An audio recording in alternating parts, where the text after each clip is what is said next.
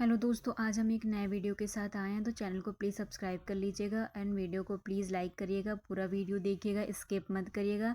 ये वीडियो देखने पे आपको कुछ ना कुछ सीखने को ही मिलेगा, तो प्लीज़ वीडियो को सब्सक्राइब कर लीजिए। एक समय की बात है। एक काले रंग का कुत्ता था। वह बहुत ही लाचार था और भूखा प्यासा था। वह गांव में सभी के घर घर जाता था, परंतु उसे कोई भी व्यक्ति रोटी का एक टुकड़ा भी नहीं देता था। वह भूख के मारे इधर उधर घूमता रहता। एक दिन वह गांव के बाहर नदी के किनारे एक ऋषि के आश्रम पर पहुंच गया और ऋषि से कहने लगा, हे मुनिवर, मुझे लगता है आप बहुत ही विद्वान तथा ज्ञानी हैं। इसीलिए मैं भूखा प्यासा आपके पास आया हूँ। कृपा करके आप मुझे एक टुकड़ा रोटी का दे दीजिए, जिसे मैं खाकर अपनी भूख को शांत कर लूं। तभी वह ऋषि कहते हैं, हे स्वान, क्या तुम्हें गांव में एक टुकड़ा रोटी का किसी ने नहीं दिया, जिसे तुम खाकर अपनी भूख मिटा सको? वह कुत्ता ऋषि से कहता है, हे मुनिवर, मैं आपको क्या बताऊं, आप मेरी बातों पर विश्वास नहीं करोगे। तभी वह ऋषि कहते हैं, स्वान तो बताओ, तुम्हारी बातों पर मैं विश्वास अवश्य करूंगा। मुझे तुम बहुत ही लाचार दिखाई पड़ते हो। तभी वह कुत्ता कहता है, ठीक है मुनिवर, मैं आपको अपनी बीती बताता हूँ। कुत्ता ऋषि से कहता है, हे मुनिवर, दुनिया के लोगों, हम पर रहम करो। हमारा कोई घर नहीं होता है, कोई आसरा नहीं होता है। कमाकर खाना हमें नहीं आता है। हमें वस्त्र भी पहनने का ज्ञान नहीं है। इसलिए सर्दी, गर्मी और बरसात में हम ऐसे ही घूमते रहते हैं। हमें पढ़ना लिखना भी नहीं आता। मुनिवर, आपकी तरह हमें अनुशासन नहीं आता। हमें आपकी तरह बोलना नहीं आता। यह हमारा दुर्भाग्य ही समझिए, परंतु हमें आपकी तरह भूख भी लगती है। चोट लगने पर हमें आपकी तरह पीड़ा भी होती है। हमें आपकी तरह रोना भी आता है। बस इन्हीं 3 कामों में हम आपकी बराबरी करते हैं। इसलिए हम पर दया दिखाइए। हमें और कष्ट मत दीजिए। ईश्वर ने तो हमें वैसे भी कष्ट देकर ही भेजा है। ऊपर से आप लोग हमें परेशान करते हैं। हम आपकी तरह मनुष्य नहीं हैं। हम पराधीन जीव हैं। जब हमारा जन्म हुआ, उस समय हमारे आंख कान बंद थे। कह नहीं सकते कि उस समय आपके जन्म पर जैसे नाच गाना होता है, बाजे बजते हैं, खुशी मनाई जाती है, हमारे जन्म पर भी यह सब हुआ होगा। हमारे जन्म पर किसने खुशी मनाई होगी? हम जिस बिछौना पर थे, वह रुई का नरम तो था, सर्दी बिल्कुल नहीं लगती थी। मैं मन में सोच रहा था कि किसी बड़े घर में पैदा हुआ हूं। लेकिन जब हमारी आंख खुली, तो मैंने देखा कि हमारी माँ, जिसे आप लोग कुतिया बोलते हो, वह अपने 5 बच्चों को छाती से चिपकाकर एक राह के ढेर में पड़ी थी। हम 5 भाई थे। बाकी 4 भाई तो लाल और भूरे रंग के थे। मैं अकेला ही काले रंग का था। सबसे छोटा मैं ही था। इसलिए कमजोर था मेरी माँ। हम लोगों के पास कम ही आती थी, क्योंकि उसे भी अपने भोजन की व्यवस्था करनी पड़ती थी। यदि वह ना खाती तो हमें दूध कहां से पिलाती? उस एक माँ पर हम 5 भाई निर्भर थे। वह बेचारी अपने भोजन के लिए इधर उधर दौड़ती रहती थी। कभी भोजन मिल भी जाता था, कभी नहीं भी मिलता था, लेकिन वह हमेशा हम पांचों का बड़ा ख्याल रखती थी। आखिर वह हमारी माँ थी। वह रात भर जाग कर गांव की रखवाली करती थी। किसी की मजाल नहीं थी कि कोई अनजाना आदमी बुरी नीयत से गांव की तरफ भी झांक जाए। दूसरे गांव के कुत्ते भी हमारी माँ के डर से गांव में नहीं आते थे। गांव के किसी किसान के खेत में कोई जानवर खड़ी फसल खाने आते, तो हमारी माँ उसे दौड़कर भगा देती। गांव वालों के लिए इतना सब करने के बाद भी कोई कोई मनुष्य तो हमारी माँ को भोजन तक नहीं देता था। भोजन के लिए हमारी माँ को मजबूर होकर छीना झपटी करनी पड़ती थी। कई बार तो लोग उसे लाठी डंडों से पीट पीट कर भगा देते थे। बेचारी उस दिन भूखी प्यासी रहकर पेट की आग से जलती रहती थी। वह कहता है, हे मुनिवर, आखिर भूख तो हमें आपकी ही तरह लगती है। ऊपर से उसे अपने 5 बच्चों की चिंता भी लगी रहती थी। आखिर माँ जो थी, भूख उसे चैन से बैठने नहीं देती थी, और गांव वालों का भी उसे देखकर हृदय नहीं पसीजता था। तो बेबस होकर उन लोगों के घरों में चोरी से घूमना पड़ता था, और खाने की कोई चीज मिल जाती तो उसे खाकर अपने पेट की आग बुझा लेती थी। कई बार तो लोग उसे खाने की वस्तु ले जाते हुए देखते तो लाठी डंडे लेकर उसके पीछे पड़ जाते। कुछ निर्दय लोग तो कई बार उसे घर के अंदर बंद करके पीटते थे। हमारी माँ का बुरा हाल कर देते थे। फिर वह कुत्ता आशी से कहता है, हे मुनिवर, हमारी माँ ने क्या बिगाड़ा था? उसने सिर्फ अपने पेट के लिए भोजन ही तो चुराया था। चोरी करने का हमें कोई शौक नहीं है, पर पापी पेट हमें यह सब करने के लिए मजबूर कर देता है। एक दिन की बात है, बड़ी जोरदार बरसात हो रही थी, ओले पड़े थे, ठंडी हवा चल रही थी। उस ठंड में ठिठुर कर हमारे 3 भाई मर गए। उस दिन हमारी माँ बहुत रोई थी, लेकिन मनुष्य हमारी पीड़ा को नहीं समझा, क्योंकि उसके बच्चे थोड़े ही मरे थे। फिर वह कुत्ता कहता है, हे मुनिवर, अब हम सिर्फ 2 भाई रह गए थे। हमारी माँ हम दोनों की अच्छे से देखभाल करने लगी। फिर एक दिन उसी गांव में एक सेठ के घर पर दावत चल रही थी और अनेक प्रकार की मिठाइयां बन रही थी। सेठ जी के घर काफी मेहमान आए हुए थे। हमारी माँ कुछ खाने की तलाश में बार बार उधर जाती, लेकिन लोग उसे दुत्कार कर भगा देते थे। किसी को उस पर इतना भी तरस नहीं आया कि एक रोटी उस बेचारी को खाने को फेंक दे। एक रोटी से उनका क्या बिगड़ जाता। मेरी माँ बार बार जाती और वहीं खड़ी खड़ी देखती रहती थी। सेठ जी के आंगन में दावत खाने का सिलसिला चालू हुआ। भोजन परोसा जाने लगा। मेरी माँ भी वहीं जाकर पूंछ हिलाने लगी।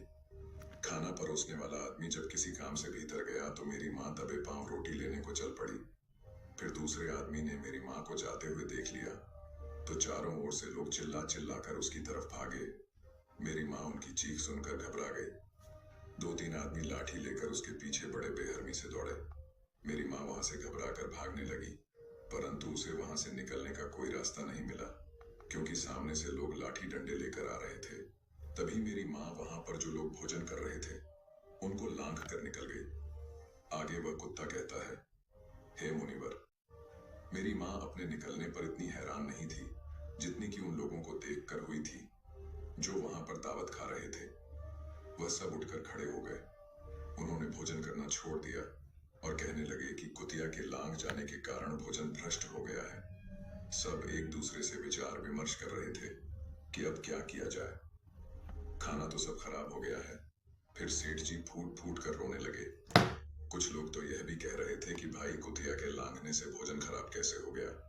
उसने खाने में या पतलों में मुंह थोड़ी डाला है, सिर्फ ऊपर से लांघ कर ही तो गई है।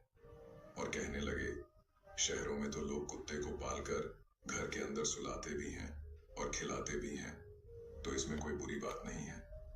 अगर कुतिया लांघ कर गई है तो भोजन खराब नहीं हुआ है।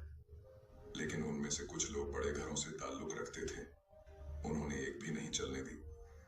कह रहे थे कि भोजन तो भ्रष्ट हो गया है, ये हमारे खाने के लायक नहीं है। आखिरकार उन्हीं की बात मानी गई। अब तो वह सारा भोजन गरीबों में बांट दिया गया।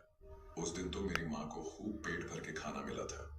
ऐसा सुख उसने जीवन में कभी नहीं पाया था, लेकिन वह सुख उसके लिए बड़ी मुसीबत बन गया। वह भोजन करके वहां आराम से लेटी ही थी, उतने में वह सेठ डंडा लेकर वहां आ पहुंचा और उसे बुरी तरह से पीटने लगा। उसे वहां से भागने का भी कोई अवसर नहीं मिल पाया। डंडों की चोट से वह बुरी तरह से चिल्लाने लगी। माँ का विलाप सुनकर पत्थर भी पिघल जाता है, पर उस निर्दय को उस पर जरा भी रहम नहीं आया। वह उसे कठोरता पूर्वक पीटता रहा। माँ का वह सौर पूरे गांव में सुनाई दे रहा था। तब कुछ लोग आए और उसे समझाते हुए बोले, सेठ जी, जाने दो, भूख में तो आदमी की भी बुद्धि भ्रष्ट हो जाती है। यह तो एक पशु है, इसे अच्छे बुरे का क्या ज्ञान। अब इसे मारकर आपको क्या मिलेगा। जो होना था सो हो गया।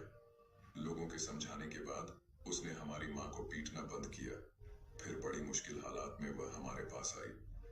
माँ ने आकर सारी कहानी हम दोनों भाइयों को सुनाई। हमने सोचा कि कितना कष्ट भरा है। हम कुत्तों का जीवन, आदमी एक रोटी के टुकड़े के बदले एक चोर के जितना पीटता है, बेकार है। ऐसे लोग जो हम लोगों की पीड़ा को नहीं समझते।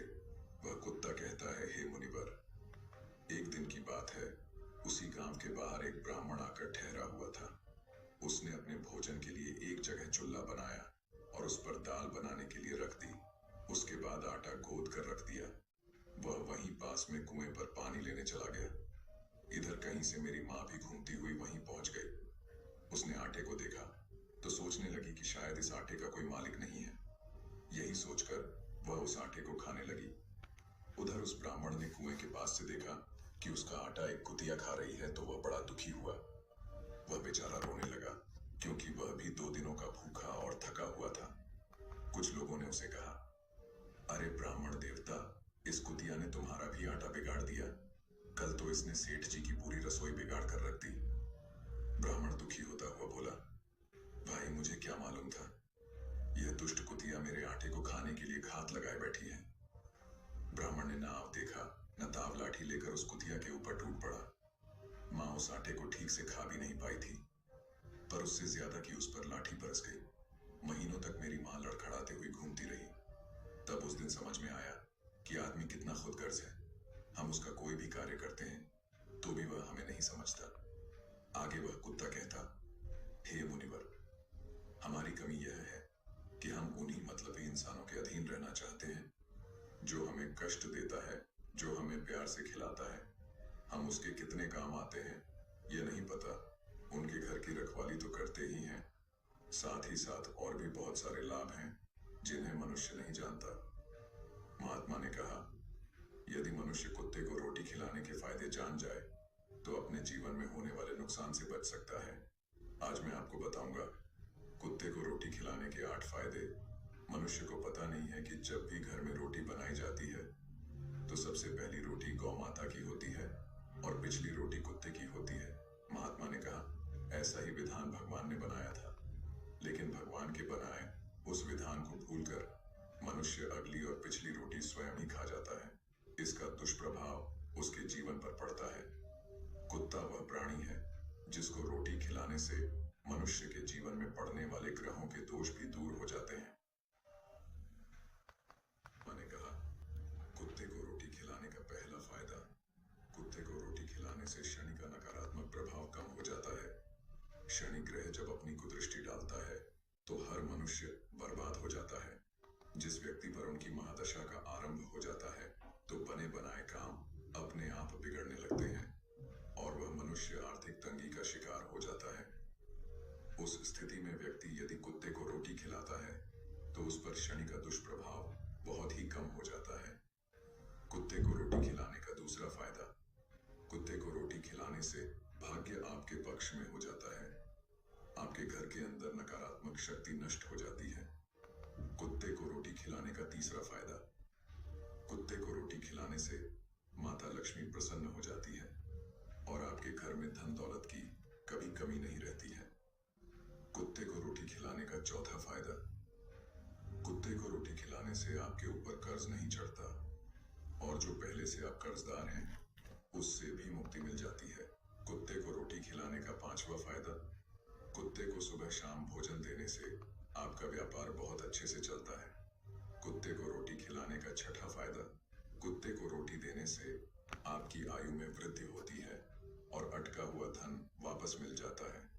कुत्ते को रोटी खिलाने का सातवां फायदा, कुत्ते को रोटी देने से हमेशा आपका स्वास्थ्य अच्छा बना रहता है और मानसिक रूप से आप मजबूत रहते हैं। आपका मन हमेशा ऊर्जावान रहता है, अच्छे विचार आपके मन के अंदर आते हैं। कुत्ते को रोटी खिलाने का आठवां फायदा, कुत्ते को रोटी खिलाने से भगवान प्रसन्न रहते हैं क्योंकि भगवान को समस्त जीवों की चिंता रहती है और जो समस्त जीवों पर दया दिखाता है भगवान भी उस मनुष्य से हमेशा प्रसन्न रहते हैं। भगवान की कृपा सदैव उस परिवार पर बनी रहती है। आपने अपने बूढ़े बड़ों से सुना होगा, कहते हैं कि जब कुत्ता रोता है तो अब सुगुन होता है। कोई संकट आता है, किसी की मृत्यु होती है, इसलिए कुत्ते को कभी रुलाना नहीं चाहिए। इस प्रकार से महात्मा ने सुरेश को कुत्ते को रोटी खिलाने के 8 फायदे बताए और जो भी मनुष्य कुत्ते को रोटी खिलाता है तो उसे इन 8 फायदों